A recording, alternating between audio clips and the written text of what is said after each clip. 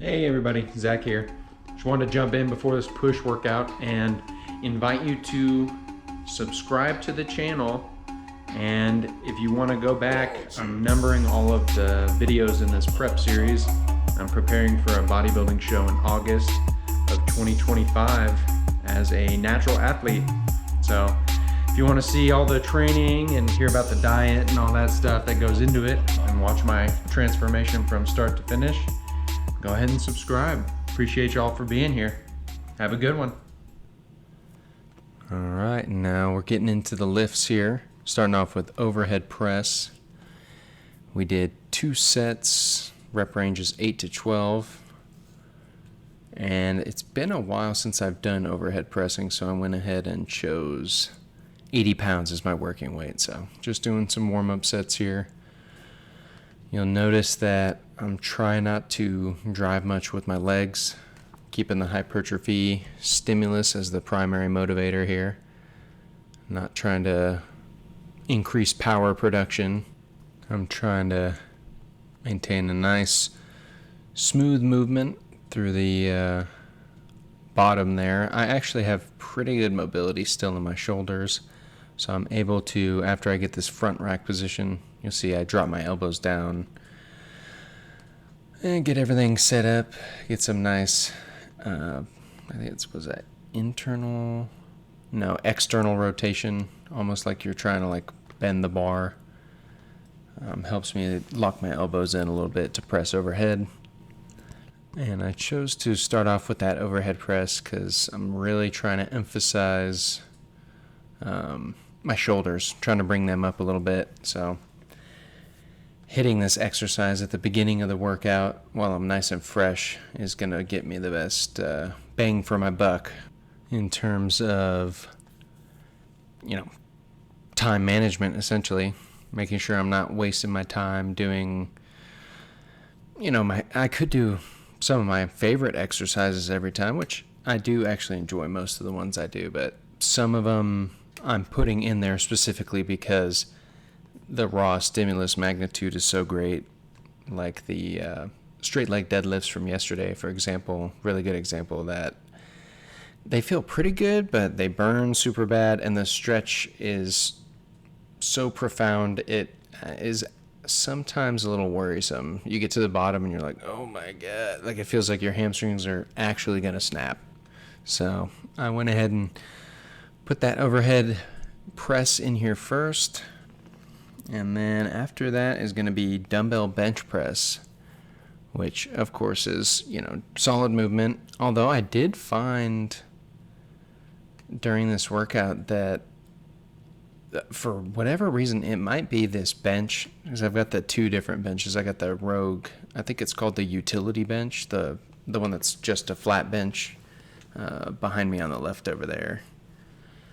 And that one feels great for flat pressing. It's a little bit softer, so maybe that's what it is. I might actually no. I was thinking about changing and doing an actual flat press instead of an incline press, because you'll see here in a minute what I ended up doing is actually putting the bench at like a 15-degree incline, and that actually felt really good. So I don't know, maybe I'll play around with it another time, but right now I'm really liking it at that 15-degree angle. So on the overhead presses here, I ended up getting 11 reps and 9 reps. 11 reps and 8 reps. And that's at around 3 RIR. Sometimes it's hard to tell with overhead press for me, because whenever I start getting close to failure, it seems like it really creeps up on me. I'll be like, okay, I feel like I can do 4 or 5 more. And then I do another rep or 2, and I'm like, okay, that's it. And forced to rack it. But yeah, next exercise here, popping in with the slightly inclined dumbbell press using a load of 45 pounds per arm here. And these are those fantastic Nuabels. They're nice and slim. You can see at the bottom here that eccentric gets super deep. And one of the things I'm trying to do on this exercise, which I pretty much try to do with every exercise, barring a few here and there, which I'm sure eventually I'll get to. I really want to get that nice deep stretch at the bottom, and when I have something like dumbbells, you kind of gain an advantage there because it's two separate items. So it's not like a barbell right there would be like hitting my chin or, you know, getting stuck on my clavicle, whereas dumbbells you can go a little bit deeper with them. So rep range for this exercise is 8 to 12 reps, and I did 12 and 10, which is pretty much perfect. So that's a pretty good indicator that you selected the right load. If you pick a new exercise, or maybe an exercise you've done before, and whatever weight you choose after you do a warm-up set or 2 or 3, if you know it's something like high bar back squat, or if it's your first exercise of the day, it might be worth doing a few extra warm-up sets. And while I'm on that topic, try to do the warm-up sets the same way you do the working sets. It's really easy to just kind of like phone it in and get under there and just pump out the warm-up reps real quick. But it's good to, even though you're not getting much stimulus out of it, it's really helpful for your joints and stuff like that to prevent injury. And I find that it just makes the sets feel better in general. So it might be worth considering doing a few extra warm-up sets, especially for the big movements. But looks like we've just got a few more strenuous reps here left in this set, and then we're going to move on to our third exercise, which is going to be making its glorious return from our last macro cycle, and that is the overhead tricep extension. So far for me, this exercise has had the best stimulus to fatigue ratio. Raw stimulus magnitude is pretty high too. Jacks me up pretty good, especially whenever I do a jump and weight and then try to keep the reps the same. And super deep stretch. I can do really great range of motion, put my triceps through a really disadvantageous position. So this exercise is number one for triceps for me right now. But, you know, perhaps in the future, I'll probably be looking into, I really want to do dips again, because the last few times I've done dips, it really didn't feel so good. So I'm wondering if maybe there's something I need to strengthen in there, and doing the exercise with, you know, something like a band, or finding some way to make it a little bit less resistance might help me dial in that form a little bit. So I'll be looking at that in the future. And then another one I might incorporate is some sort of skull crusher variation. Those are, if I'm remembering correctly, I think I've really enjoyed those in the past. So I'll probably look at adding a skull crusher in there. So as far as reps here, I ended up doing 16 and then 14 on the second set, which is, I think, what I ended up doing at like 1 RIR at the near the end of the last macro cycle. So that's pretty good, because this, I definitely felt like I could do another 3 reps whenever I finished this set right here. So yeah, really great exercise. Ended up doing 30 pounds, which felt like just the right amount of weight. And how are they feeling right now? How are the triceps feeling? Flexing them? There's not, the perturbation's not too crazy, but I'm definitely feeling something. Like if I try to flex them for too long, they're gonna start cramping. And then for shoulders, let's see. Definitely my side delts are, I think, already sore. Front delts are a little bit sore, yeah. And then chest is pretty sore, so definitely a good push day whenever, you know, it's only, 11 hours later and I'm sore already in the target muscles. That's a good indicator that we did some work today.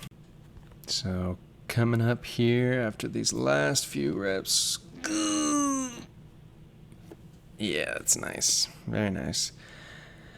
We got the dumbbell flies coming up, and I did these at the same incline we used for the dumbbell bench press. And yeah, these are looking pretty good. Form is looking decent. I'm doing kind of a pressing here. The elbow bend is significant, so I'm pressing up a little bit, but the main thing is I want a little bit of variation, because all I've been doing for chest exercises recently are, dumbbell incline bench, barbell incline bench.